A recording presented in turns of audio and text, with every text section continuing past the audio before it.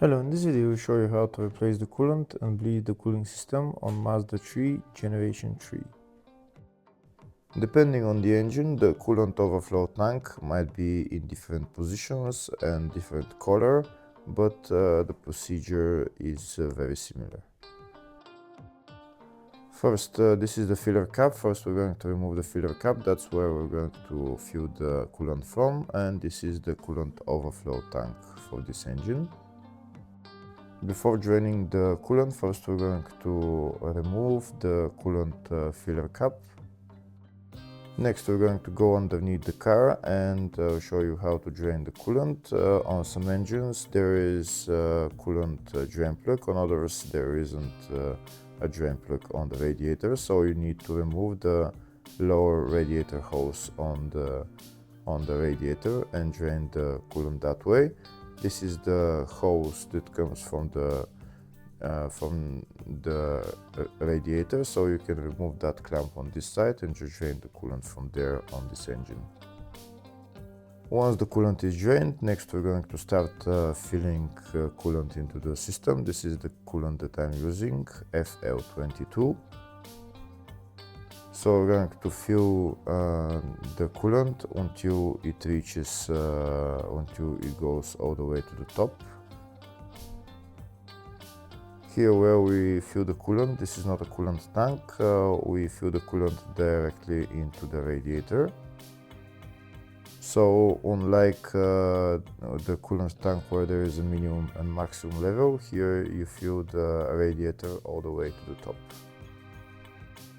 And afterwards we're going to look at the minimum and maximum level at the coolant overflow tank. So we continue to fill coolant until it goes up all the way, and then afterwards you're going to see how there is going to be air bubbles coming out, and the coolant level will drop down. So we'll continue to fill until there is no more air bubbles.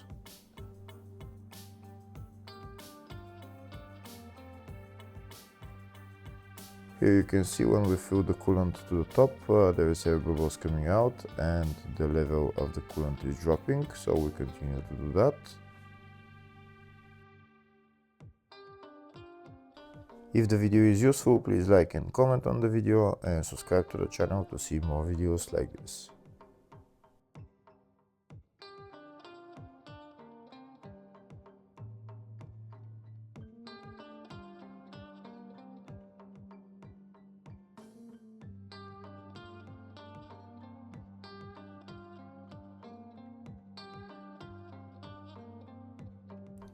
Here you can see we continue to fill the system with coolant. There is still more air bubbles coming out and the coolant level is dropping, so we continue to do that. And now we're going to open the coolant overflow tank and fill coolant just above the minimum level.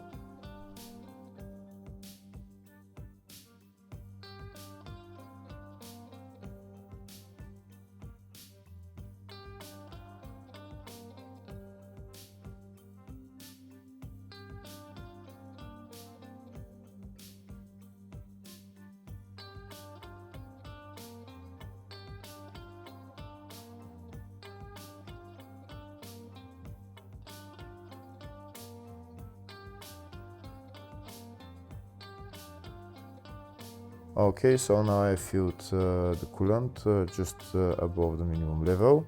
Next I'm going to press the upper radiator hose as well, and I'm going to continue to fill some coolant into the radiator.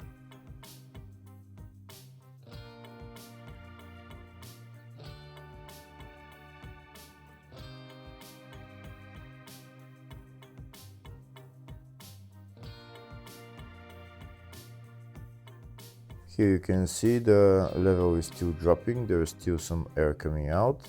Now next I'm going to press the upper radiator hose just because it's in a high spot, just to make sure there is no air in there. Just continue to squeeze the hose until there is no air coming out from there. And once you stop squeezing the hose, then fill the coolant up to the top again.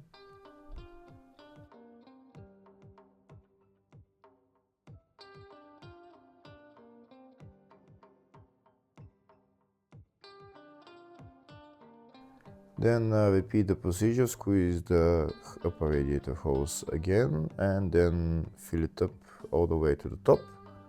And then we're gonna go inside the car and start the car.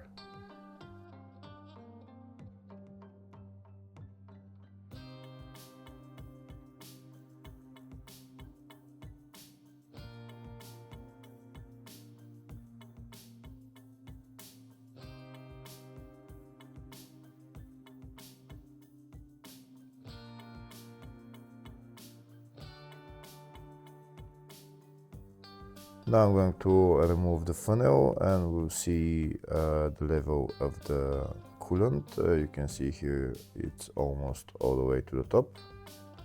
Now we go inside the car, turn the ignition on and don't start the car just yet. Go to the heater and turn the heater to the maximum temperature. The maximum temperature on this car is 29 degrees.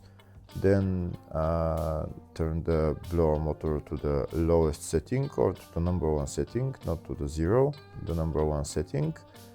This way the heater valve on the heater core opens, and then coolant will flow into the heater core. Next we're going to start the car and let the car run until it goes to normal operating temperature. For the car to go to normal operating temperature, it will usually take about 15-20 minutes. So we can go outside the car and just look at the level of the coolant and fill it as necessary. Now we're going to see the level of the coolant. We can see the level of the coolant dropped. The car is running right now.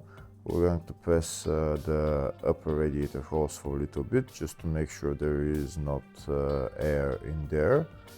And then I'm going to put my funnel on and start adding coolant until again goes all the way to the top.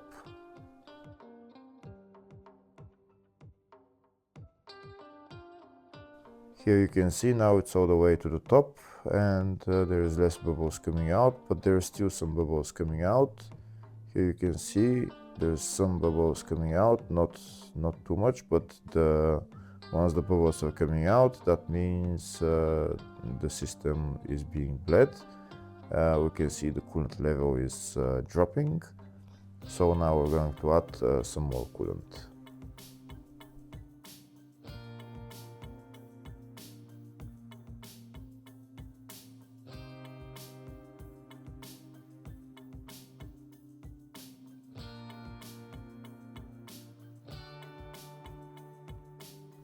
Now we can see that when we add coolant, there is no more air bubbles coming out, so that means the system has almost been bled all the way.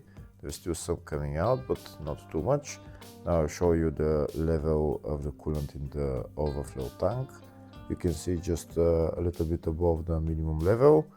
When you turn off the car, you can add the coolant to go to the maximum level. Here we can see the coolant is still to maximum level, so now we're gonna go inside the car and check the temperature. We can see the temperature is almost in the middle between hot and cold, so that means the temperature is almost at a normal operating temperature. Next we're going to rev the engine for maybe a minute or two, just to help it warm faster. Just hold the RPM to around 2000 RPM, just for maybe 30 seconds, minute and a half, depends on how fast the car will warm up. Once the car warms up, then the heater should start blowing hot air. If the heater starts blowing hot air, that means the coolant system has been bled. I'm going to turn up the heater blower motor, and I will wait for the hot air to start coming out. Once the hot air starts coming out, that means the system has been bled, and then we can turn off the car. In my case, there is hot air coming out, so that means I can turn off the car and just add coolant as necessary into the radiator. First, I'll add coolant into the coolant overflow tank, just do it to the maximum level, and then I'm going to add coolant into the radiator.